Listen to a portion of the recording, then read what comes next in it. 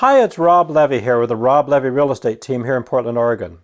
In this video, I wanted to talk to you about something very interesting, and that's homeowners associations and what you need to know when you're buying a condo or also a home that's in a homeowners association anywhere in the metropolitan Portland area.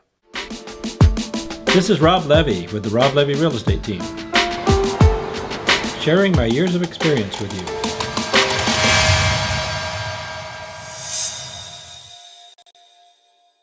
Okay, so again, what we're talking about is homeowners associations. Now, people often think of HOAs, we call them, to do with condominiums, but that's not always the case. For instance, I live in an association in Southwest Portland. It's an area of 144 homes.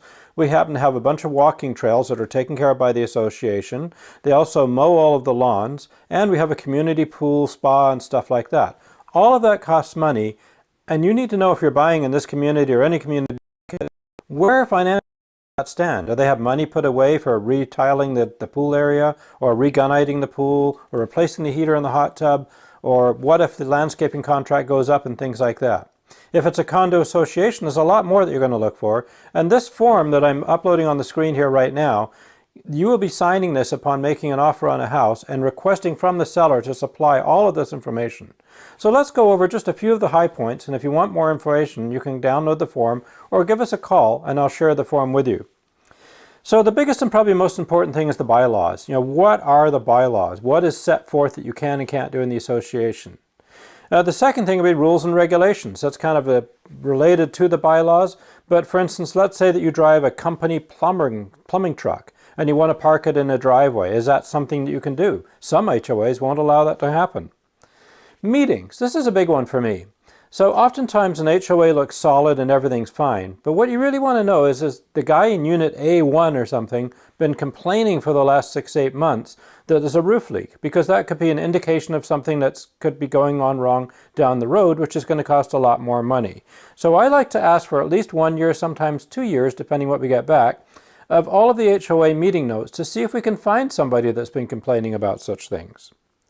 Special assessments. So what if the rates have remained low for quite some time and there is a roof leak, or a condo that my wife and I own is a rental property, a vacant on the Oregon coast? We do all of the balconies, for instance. It was $3,000 per balcony is what it worked out to for everybody in the building. So we all got a special assessment for $3,000 to redo our balconies. Things like that you're looking for. I've got lots of war stories I can share with you. I know some people that paid $225,000 for a condo while their kids went to school here in Portland, and then they had a $69,000 special assessment. That is a huge percentage of the cost of the condominium, and they ended up losing a ton of money when they sold the property. So special assessments, do we have any coming up? And related to that, what is the reserve study? The reserve study is, let's say that the association owns the road in the community that you're buying in, and the road's good, let's say, for 20 years. Well, then in 20 years, they need to repave the road. So therefore, 1/20th of that cost every year should be put away, not to mention that there could be increases in road costs. So a reserve study is where an outside third party looks at everything that should be done and needs to be done in the future and makes sure that enough money is being put in the kitty to cover all of those items. So again, I can't stress enough, this isn't just condominiums, but this is houses too. And if you're looking at buying a house in an HOA or buying a condo, please insist that we use the correct forms and review all of this information. And even if you want to, hire a third party to review that information for you. The seller in Oregon has 5 business days to get all the information to you upon acceptance of the offer, and you have an additional 5 business days to review and okay all of that information. If you've got any questions, give us a call.